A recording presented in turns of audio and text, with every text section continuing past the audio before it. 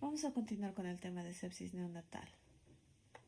Para comenzar, lo vamos a hacer con un caso clínico.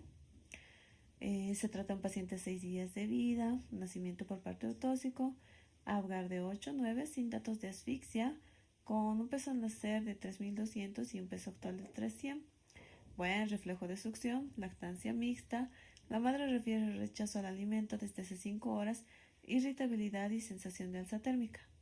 Al examen físico lo encontramos reactivo a estímulo, irritable, con ictericia hasta la zona 4, cardiopulmonar normal, murmullo vesicular conservado, el abdomen distendido, poco depresible, pero con ritos hidroaéreos normoactivos.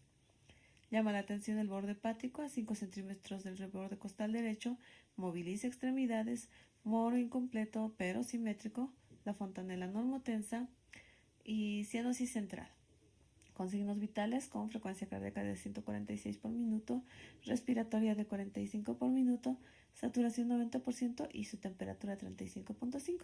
Entonces, de estos enunciados, ¿cuál será el incorrecto? ¿Será que el paciente intercurre con sepsis neonatal temprana? ¿Será que se encuentra en fase de estado?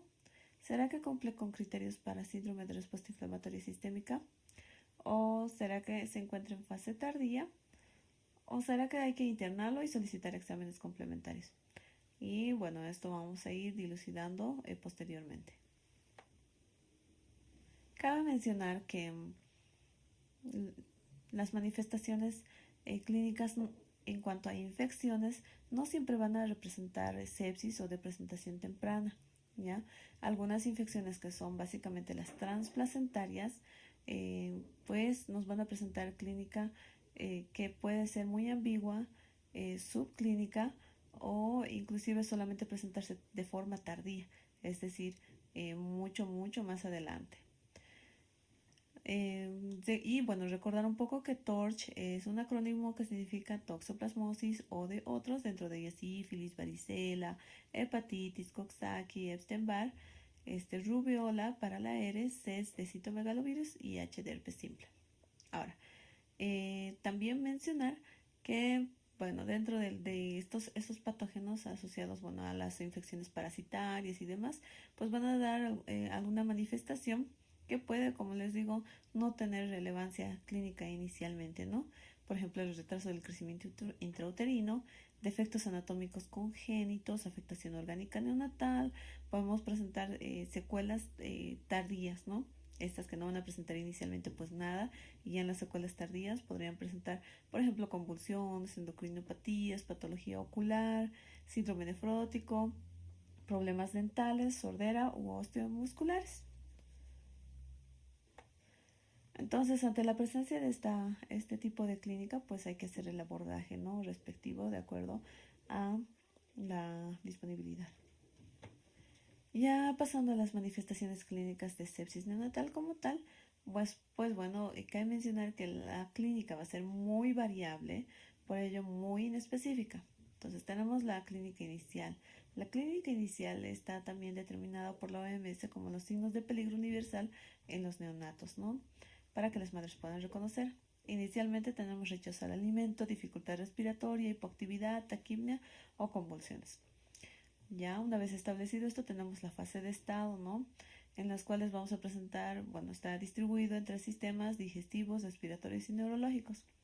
Los digestivos, rechazo a las tomas, vómitos, diarrea, distensión abdominal, hepatomegalia o ictericia neonatal, como en el caso de nuestro paciente. Las síntomas respiratorias, que van a ser datos de dificultad, quejido, aleteo, retracciones, respiración irregular, taquipnea, cianosis o fases de apnea.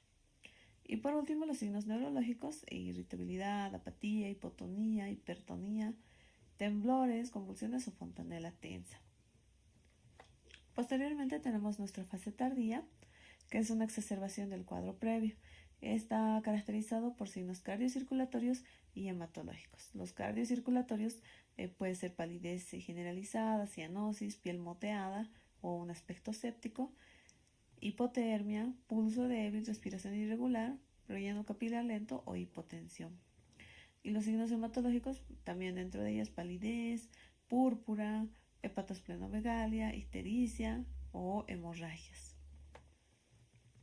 Y bueno, considerando que la clínica es bastante subclínica, o se podría decir muy variable, entonces ha sido considerado, ¿no? En un contexto internacional, eh, pues sintomatología por sistemas, donde mencionan los neurológicos como convulsiones, somnolencia, alteración del estado de conciencia, fontanela abultada, los síntomas respiratorios con datos de dificultad respiratoria, frecuencia respiratoria mayor a 60 por minuto, quejidos y cianosis central. Los cardíacos, que se relacionan con hipoperfusión, pulso rápido y débil, gastrointestinales, ictericia, alimentación deficiente, distensión abdominal, dermatológicos como pústulas, eritema, purulencia periumbilical, musculoesqueléticos, edema a la altura de las articulaciones, y otros que dentro de ellas estamos con las temperaturas mayores a 37.7, sensación de calor, o menor a 35.5, ¿no? Sensación de frío.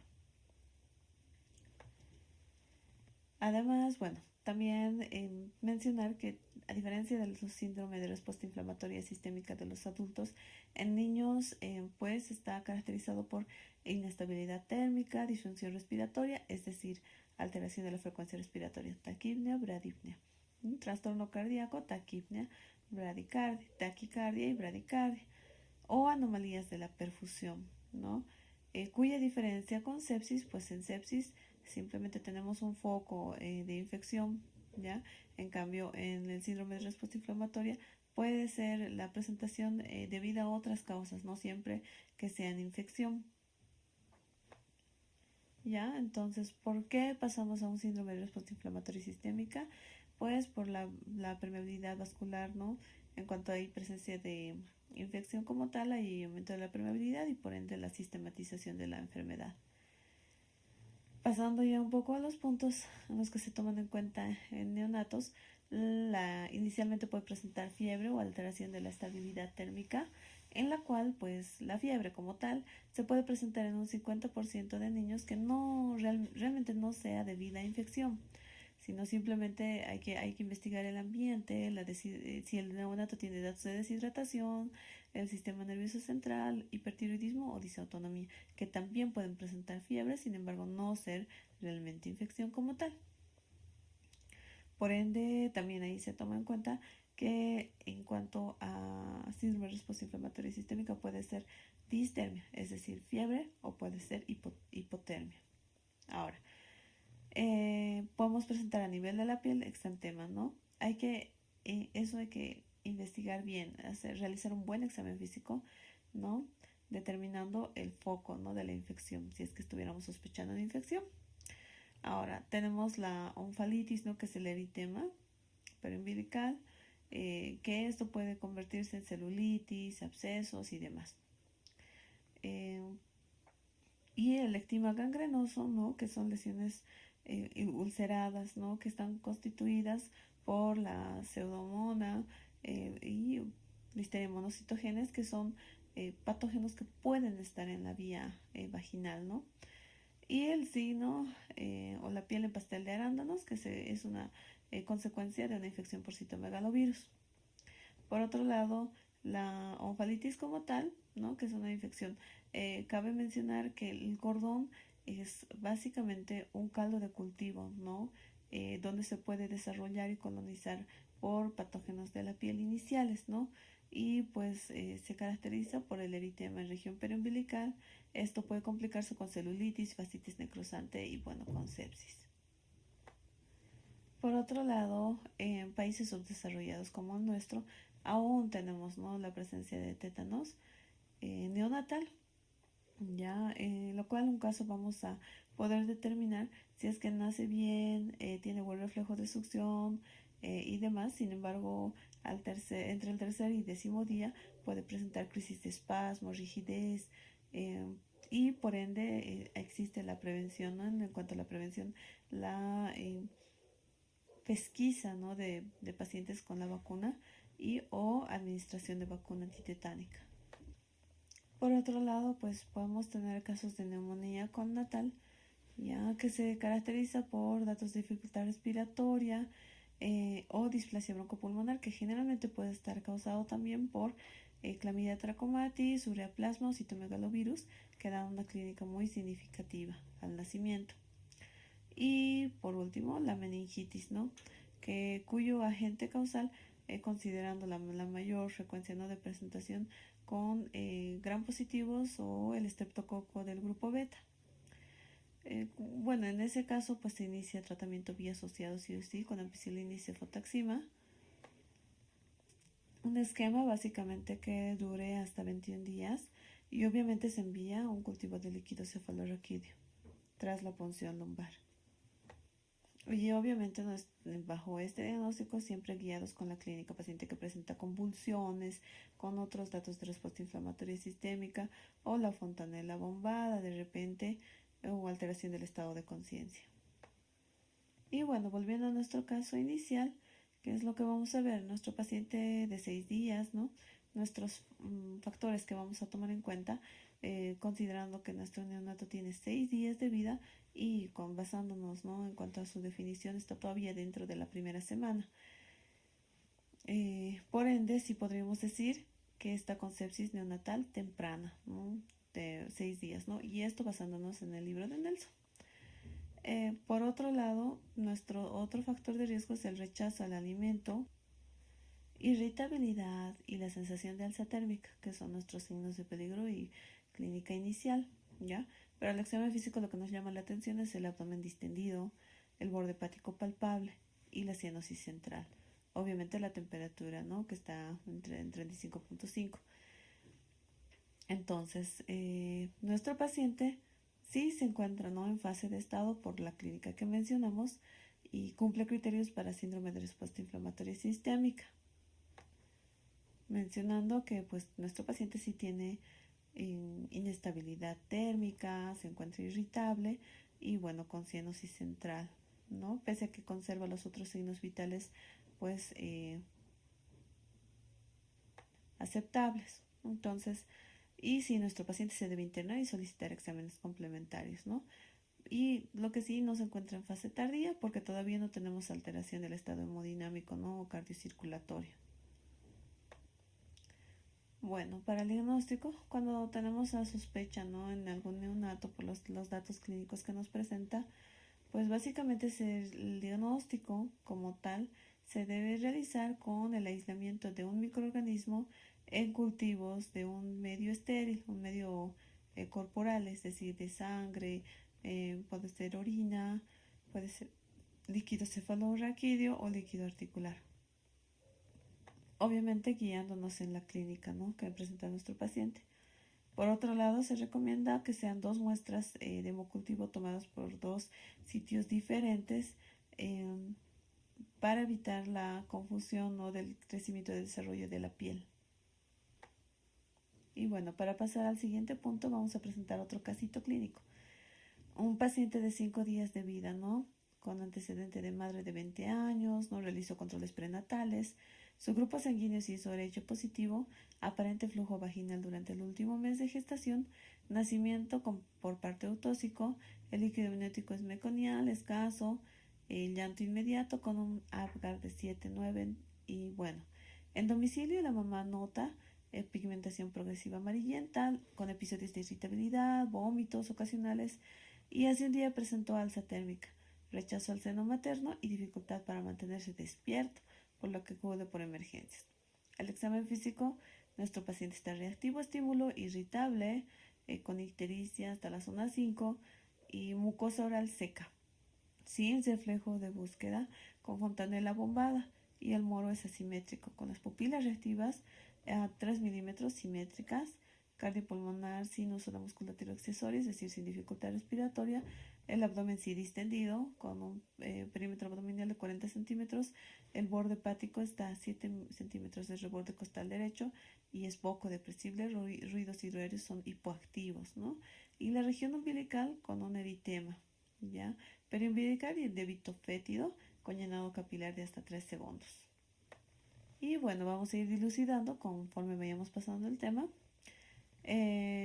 Pasando a la parte del diagnóstico, La evaluación que se debe realizar, ¿no? Obviamente son buscando siempre factores de riesgo para poder orientarnos y acorde a eso pues realizar el abordaje. Por decirlo así, tenemos que buscar factores de riesgo de la madre. Nos llama la atención mucho la infección materna, ¿no? Y el momento en el que se presenta la infección, el momento, el tipo de parto, la duración con tratamientos antibióticos previos a la madre, si la madre presentara fiebre las 24 horas previas o rotura prematura de membranas, las membranas pueden presentar rotura sin presentar infección como tal, pero se dio un punto de corte que fue estudiado, ¿no?, en varios grupos en los cuales se determinaba que mayor a 18 horas la probabilidad de infección neonatal ascendente o por la colonización de las membranas era más probable a partir de los 18 horas y antes de ellas la probabilidad es mucho menor. Entonces este es nuestro punto de corte, ¿ya? Y bueno, el tipo, obviamente, ¿no? Porque si fuera en ese caso y se realizara la cesárea, pues de alguna forma disminuiríamos la probabilidad. La infección urinaria es otro factor, ¿no? Eso básicamente por la colonización y pues y por la cercanía del canal vaginal. La coriandritis, que es definida como un proceso febril con la mama asociado a infección del líquido amniótico y las membranas. Ahora, también puede haber colonización materna, generalmente por estreptococos del grupo B, Neisseria gonorrea, herpes simple, por el canal vaginal. Por ende, eventualmente consideran o recomiendan realizar cultivos, ¿no?, durante el embarazo, más que todo en el tercer trimestre, ¿no?, para evitar infecciones, ¿no? O para tener conocimiento de la probabilidad de ellas. En cuanto a la manifestación mínima del recién nacido. Ahora, cabe mencionar bueno, que no solo se realizan, ¿no?, para estos agentes patógenos, se pueden realizar cultivos para distintos patógenos y eso siempre correlacionando a los antecedentes de la mamá. Por otro lado, pasando a los factores de riesgo ya propios del neonato, son la edad gestacional, el peso al nacer, si ha sido parto múltiple, la duración de la ruptura de membranas, como les mencionaba, si el expulsivo ha sido muy prolongado, si el neonato ha presentado algún factor de riesgo como la taquicardia o la edad en la cual el paciente presenta la clínica, ¿no? Si ha sido durante el parto, postnatal precoz o tardía. Luego la localización, ¿no? A su inicio, si ha sido intrahospitalario o extrahospitalario. Por otro lado, también nos va a llamar la atención mucho es lo que aparte de la edad gestacional, el tiempo de internación, ¿no? Y los dispositivos que el neonato tenga, desde vías de accesos vasculares, tubo endotraqueal, nutrición parenteral, cirugías. Y bueno, por otro lado, como mencionábamos, hay que hacer los diagnósticos diferenciales, ¿no? Y pruebas de otras enfermedades, ¿no? Para ver si hay malformaciones congénitas, si lo que presenta el neonato es básicamente por alteración de la vía respiratoria, si presenta algún factor para hacer enterocolitis necrotizante, una metabolopatía, por ejemplo, la galactosemia. Y bueno, otras pruebas de enfermedad local o sistémica, de aspecto general, las constantes vitales, enfermedades de sistemas orgánicos, hay que ver los emontorios, movimiento de las extremidades y bueno, ya un poquito más específicos las pruebas analíticas, ¿no? El cultivo, obviamente de un medio estéril, como mencionábamos, la demostración del desarrollo de algún microorganismo en algún tipo de tejido, en la detección molecular, puede ser esto en sangre, orina o líquido cefalorraquídeo, la serología materna o neonatal, presencia de algún agente, ¿no? Sífilis, toxoplasma y la autopsia. Volviendo a nuestro casito, ¿qué es lo que nos va a llamar la atención? Primero, que no ha recibido controles prenatales, por ende no tenemos historial durante el embarazo. Por otro lado, el flujo vaginal durante el último mes de gestación es otro factor de riesgo, ¿no? Y también el nacimiento que ha sido por parto eutóxico. Por otro lado, tenemos el líquido amniótico que ha sido meconial, escaso, ¿ya? Esos son los factores de riesgo. Y del examen físico lo que nos llama la atención es que está irritable, tiene ictericia hasta la zona 5, la mucosa oral está seca, tiene datos de deshidratación, sin reflejo de búsqueda, la fontanela está bombada, el moro es asimétrico. Por otro lado, si bien no tiene datos de dificultad respiratoria, pero el abdomen está distendido, el borde hepático está a 7 centímetros del borde costal derecho, los ruidos hipoactivos, la región umbilical con eritema periumbilical y débito fétido. Y bueno, dentro de la clínica que nos va a llamar la atención es la sensación de alza térmica que ha habido, rechazo al seno materno y dificultad para mantenerse despierto. La irritabilidad y los vómitos también son otros factores que nos llaman la atención. Entonces, bueno, ya continuando de los exámenes que hay que solicitar, siempre van a ser acorde al examen físico que se haya realizado. Pero bueno, generalmente se puede solicitar dentro de ellas las pruebas de inflamación, es decir, el hemograma para ver leucocitosis. Hay una relación entre cifra de neutrófilos maduros y inmaduros. Luego los reactantes de fase aguda, proteína C reactiva, velocidad de sedimentación globular, y más adelante vamos a mostrar otros reactantes también que se pueden utilizar a esta edad, que tienen tal vez un poquito de mayor especificidad. Luego la citoquina 6, interleucina 8, factor de necrosis tumoral. También hay que descartar, ¿no?, coagulación intravascular diseminada con solicitando los productos de degradación de la fibrina, el dímero D. Luego las pruebas de enfermedad sistémica multiorgánica, desde acidosis metabólica, por ende solicitamos gasometría, para la función pulmonar también, función renal y la lesión hepática, que es muy importante, ¿no? Bilirrubinas, transaminasas, el tiempo de protrombina, tiempo de tromboplastina tisular. Y bueno, también para ver la función de la médula ósea, ¿ya? Y dentro de ella el hemograma y la morfología. Entonces, bueno, según un artículo de 2014, pues nos dejan un pequeño algoritmo para realizar el diagnóstico como tal. Entonces, si tenemos un hemocultivo que es positivo, ya, sí tenemos que determinar, ¿son bacterias contaminantes? Si nuestra respuesta es sí, se debe aislar en 2 o más oportunidades. O sea, nuevamente el cultivo, ¿no? Repetirlo. Luego, si nuevamente sale positivo, entonces sepsis confirmada. ¿Ya? Si nuevamente sale negativo, probablemente estamos frente a un estafilococcus coagulasa negativo.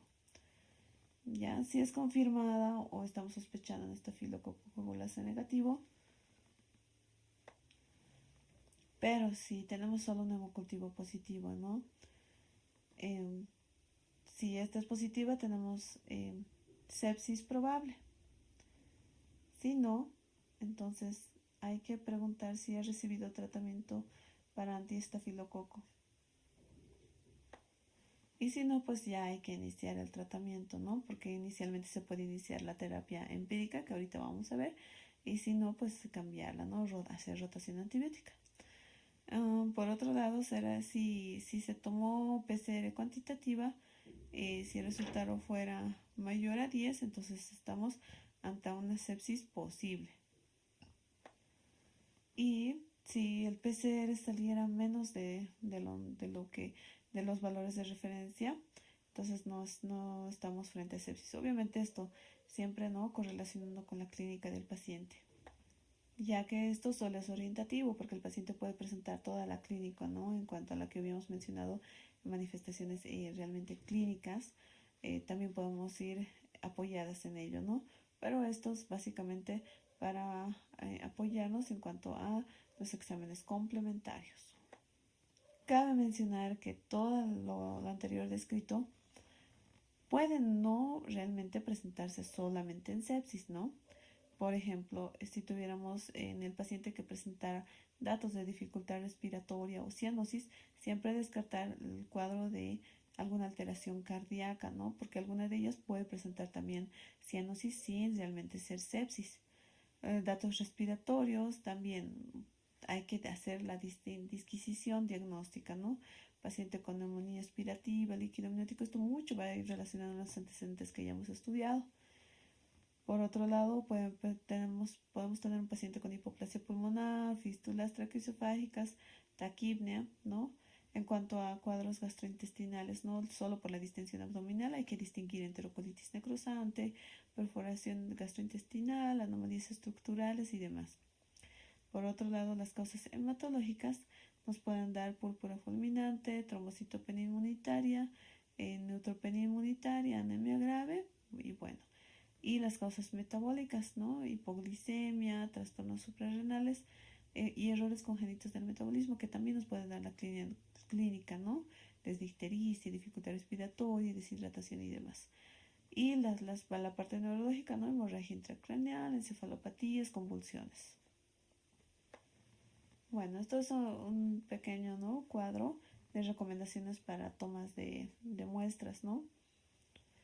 Primero, tenemos que tener pues los cultivos de sangre, ¿no? Que se realizan con 1 ml de sangre total.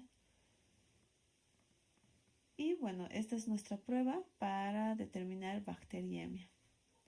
Por otro lado tenemos líquido cefalorraquídeo, también sistemático, y pues en esta tenemos que reajustar, ¿no? El antibiótico y elegir bien para los medicamentos que puedan atravesar la barrera hematoencefálica.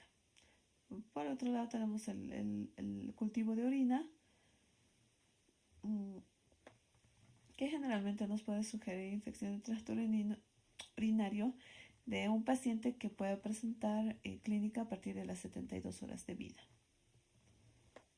Y bueno, como íbamos mencionando, se puede realizar cultivo de aspirado traqueal, obviamente en nuestra clínica, ¿no? Y las condiciones de nuestro paciente, pues el aspirado se realiza cuando nuestro paciente está intubado. Si está intubado y presenta datos de respuesta inflamatoria sistémica, también hay que descartar porque el mismo dispositivo puede desencadenar una infección, ¿no? Por otro lado, el índice de neutrófilos, los marcadores de neutrófilos, el recuento de plaquetas que ya inicialmente nos podría estar sospechando, ¿no? Coagulación intravascular diseminada. Después, bioquímica de líquido cefalorraquídeo, reactantes de fase aguda, ¿no? Entre ellos el PCR y la procalcitonina, ¿no? Que está en su auge, tiene por encima de 88% de especificidad. Y se puede aplicar, ¿no? Puntuaciones para la calificación de sepsis, que pueden ser solamente con los datos de la OMS o en el contexto internacional que les había mencionado, o hay un score, ¿no? El score de Rodwell, que también toma en cuenta la relación entre neutrófilos inmaduros y los totales, bueno, la valoración de los reactantes de fase aguda y un hemograma. Y bueno, también nos van a servir para poder interrumpir un tratamiento en caso pues, de un paciente que netamente salga negativo para sepsis.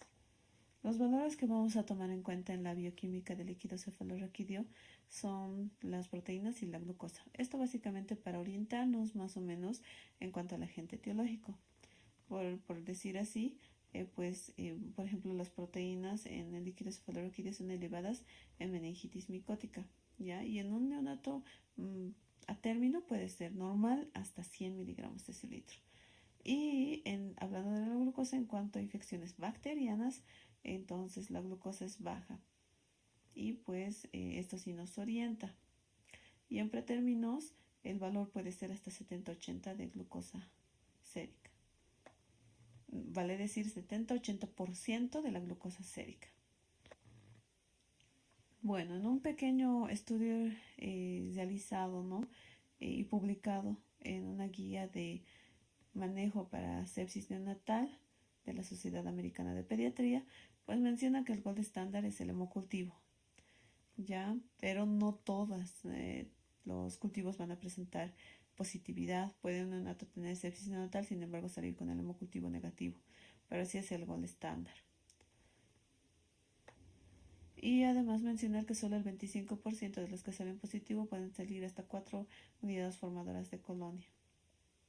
Ahora, pasando ya al urocultivo, que es otro examen que también se realiza, se puede realizar con punción suprapúbica.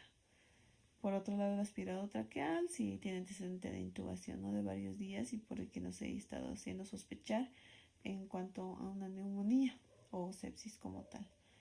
El líquido cefalorraquídeo se puede realizar con un hemocultivo positivo, ¿ya? Y en esta guía pues no recomiendan realizar la punción lumbar, porque teóricamente refieren, ¿no?, que podemos llevar nosotros la infección en realidad. Y la causa de meningitis a esta edad, dentro de la presentación clínica, puede ser el 1% de las sepsis neonatales tempranas y hasta el 23% de las sepsis tardías. Por otro lado, también existen los cultivos de superficie, ¿no?, región axilar, región inguinal, región cervical, pero no se aplica. ¿Por qué? Porque no son muy específicas y pues son estudios caros y poco valorables. Y bueno, de los otros estudios, ¿no? Esto es una comparación, ¿no?, para el diagnóstico de sepsis neonatal, dentro de los cuales el PCR, pero todavía es bastante sensible, pero poca especificidad. Por otro lado, la procalcitonina, que está ahorita en su auge, cuando tenemos valores de más de 2.4 nanogramos por mililitro, tenemos ya la sospecha, ¿no?, de infección o de sepsis como tal. ¿Ya? Y a diferencia del PCR, su repercusión o su resultado va a ser un poco más rápido que el PCR como tal. Por otro lado, la lecitina de unión a la manosa es un nuevo estudio que tiene un 88% de sensibilidad, ¿no? Es un poquito más bajo de la procalcitonina. Las citocinas, ¿no?, se han realizado bastantes, ¿no?, desde la 6, la 8, factor de necrosis tumoral. Todavía requieren más estudios, así que los que se han realizado pues no son significativamente estadísticos. Bueno, y pasando ya a los neutrófilos específicos, tienen una sensibilidad todavía de 81%. Y volviendo a nuestro caso, ¿ya?, vamos a solicitar qué exámenes complementarios en este paciente. Lo que vamos a solicitar primero es un hemograma con un PCR, procalcitonina, ¿ya?, y una gasometría, el hemocultivo. Hay que hacer citoquímico y cultivo de líquido cefalorraquídeo, considerando que nuestro paciente presenta fontanela bombada y el antecedente de que tiene dificultad para mantenerse despierto, y la irritabilidad, que son signos, si bien son ambiguos, pero sí nos llama la atención, ¿ya? Por otro lado, hay que solicitar electrolitos, pues nuestro paciente tiene datos de deshidratación, y algo que cuando ellos se deshidratan rápidamente pueden presentar alteraciones hidroelectrolíticas porque todavía no tienen la capacidad de poder compensar rápidamente. La función renal, igual por los datos de deshidratación en caso de sospechar una falla renal prerrenal o falla prerrenal. Por otro lado, las transaminasas en cuanto a la función hepática, porque tenemos un borde por debajo de 7 centímetros. Glicemia, básicamente por ello, igual por la irritabilidad y la dificultad o el rechazo al seno materno. Una ecografía transfontanelar, pues básicamente por los signos que les mencionaba, y de rastreo abdominal, eso por la parte del borde hepático. Y en fin, de realizar diagnósticos diferenciales, ¿no? Y pues no olvidarnos de las bilirrubinas totales y fraccionadas, pues nuestro paciente está con ictericia. Y bueno, ya para pasar al tratamiento, pues básicamente dependiendo del tiempo en el que se ha adquirido la infección, pues vamos a hacer la disquisición, ¿no?, para administración de la medicación. En los casos de sepsis de comienzo precoz, vale decir antes de la primera semana o durante las primeras 72 horas, se puede utilizar como terapia empírica ampicilina y un aminoglucósido o una cefalosporina, ya de tercera generación. Esto básicamente está pues basado en los agentes que se encuentran en el canal vaginal, ¿no? Obviamente esto siempre sospechando que ha sido de comienzo precoz y los factores de riesgo de nuestro paciente. Y la terapia se va a realizar por 10 días en caso de que se sospeche de bacteriemia como tal. 14 días en caso de que estamos sospechando con estafilococo del grupo, estreptococo del grupo B y meningitis no complicada. Y en caso de que nuestro paciente fuera un cuadro complicado, pues ya hasta 21 o 28 días de tratamiento antibiótico asociado. Y el de comienzo tardío, siempre hay que sospechar y obviamente viendo nuestro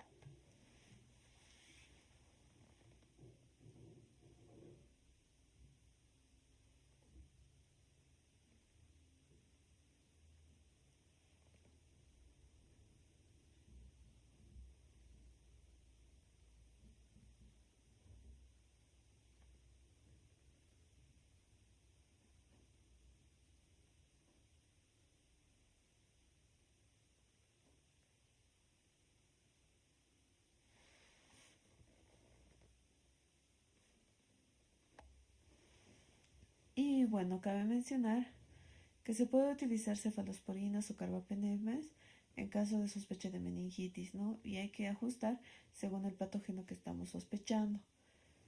Y bueno, también tenemos para las de comienzo tardío alternativa de uso de la vancomicina o el uso de carbapenemas, obviamente si no tenemos el antecedente de haber usado cefalosporinas previamente.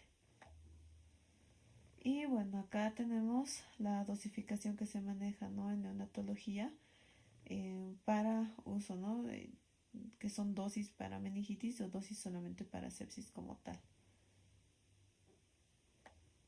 Y bueno, esto es otro recuadro también de manejo, ¿no?, de las dosis acorde al peso, ¿no?, del neonato y de la edad gestacional. Y bueno, el último esquemita en el que también son medicamentos que son utilizados en sepsis, ¿no?, y sus respectivas dosis. Estos cuadritos han sido extraídos de la Sociedad Española de Pediatría. Bueno, ya también pasando a las estrategias terapéuticas que no son antimicrobianas, pues tenemos las terapias, ¿no?, con factores estimulantes de colonias granulocíticas y monocíticas, cuyo mecanismo va a ser que va a potenciar el número y la función de los neutrófilos. No reduce la infección como tal, pero ayuda al neonato a poder, se podría decir, limitar, ¿no?, la infección como tal. Eventualmente pueden utilizarle como profilaxis para mejorar la supervivencia y evitar algunas complicaciones de la sepsis como tal. Y la inmunoglobulina o las gamaglobulinas también se utilizan en sepsis, ya es una parte de las estrategias no antimicrobianas. Aumenta la citotoxicidad dependiente de anticuerpos, mejora la función de los neutrófilos. No hay pruebas, ¿no?, de que puede reducir la mortalidad, pero eventualmente ayuda a superar la infección como tal. ¿Cuáles son nuestras estrategias de prevención? Primero, la profilaxis, ¿no?, en el intraparto, es decir, pacientes que tienen antecedente de fiebre, deterioro del estado general o la mamá en el embarazo, 24 horas antes que presenten fiebre, datos de respuesta inflamatoria sistémica.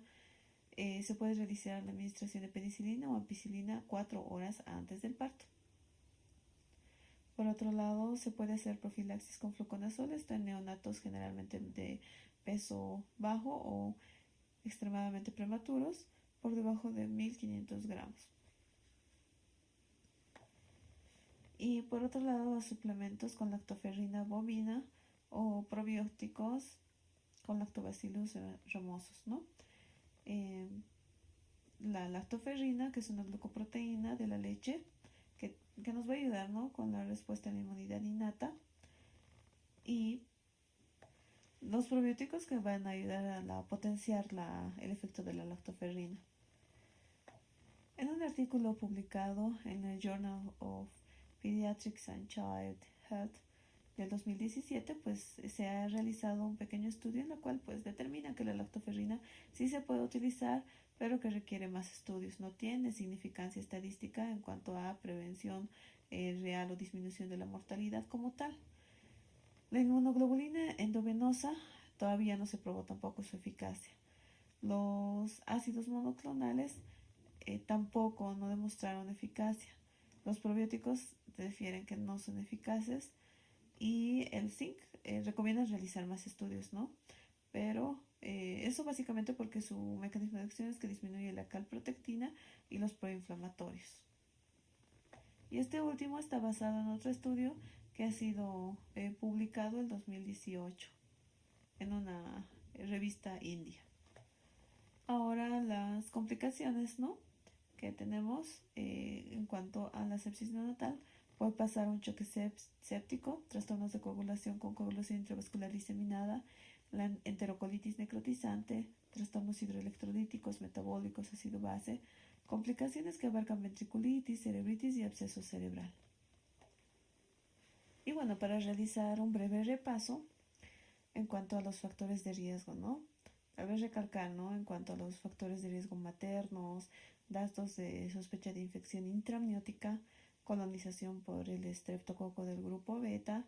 Podemos tener un cultivo, ¿no? Como les mencionaba, eventualmente se debe realizar el último trimestre cultivos del canal vaginal, ¿no? Si tuviéramos un cultivo positivo para estreptococo del grupo beta, bacteriuria positiva, o un hijo, la mamá que tenga un hijo previo que ha tenido sepsis neonatal por estreptococo del grupo beta, pues básicamente estos son nuestros factores de riesgo en cuanto a la mamá.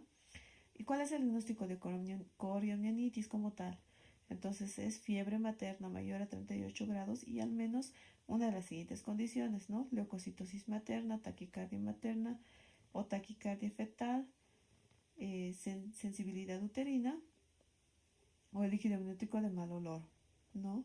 Entonces, en estos casos debemos sospechar infección intrauterina. Ahora, también cabe mencionar que otros factores de riesgo tenemos dentro de ellas el parto prematuro, ¿no? ¿Por qué ha ocurrido el parto prematuro? Eventualmente son por cuadros infecciosos, ¿no? Sospecha de infección hasta demostrar lo contrario, ¿no? Un bebé que nace prematuro o con la mamá llega con trabajo de parto y aún no es el tiempo, pues hay que hacer cultivos sí o sí. Por otro lado, en la fiebre materna, como mencionábamos, también hay que distinguir cuál podría ser la causa de la mamá en caso de fiebre materna. Puede ser por la anestesia, puede ser una infección concomitante, es decir, una infección del tracto urinario alto, deshidratación o medicamentos, ¿no? También por otro lado, lo que les mencionaba, ¿no?, que nuestro punto de corte de la rotura de membrana son más de 18 horas. Y el líquido amniótico de mal olor, obviamente. Luego la leucocitosis mayor a 15.000 en la mamá con desvío a la izquierda. Y la sensibilidad uterina que les mencionaba. Y lo que nos va a hacer sospechar en el neonato, ¿no?, son taquicardia fetal, puede ser la misma prematuridad, puede ser hipoxia, puede ser arritmia o el uso también de medicamentos en la madre.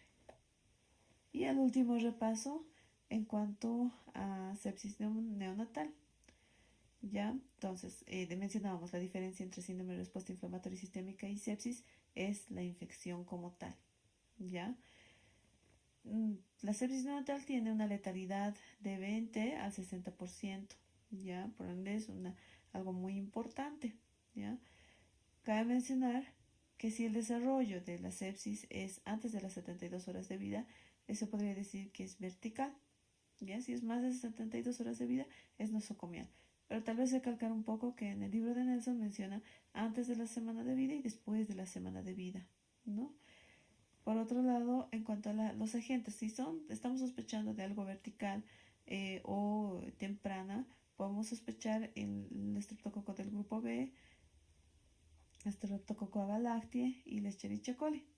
Y cuando estamos pensando en una tardía o nosocomial, podemos pensar en epidermidis o Escherichia coli. La mortalidad en la vertical es de 10 al 30% y en la nosocomial de 10 al 15%. El tratamiento inicial para una infección vertical es ampicilina y gentamicina, ¿ya?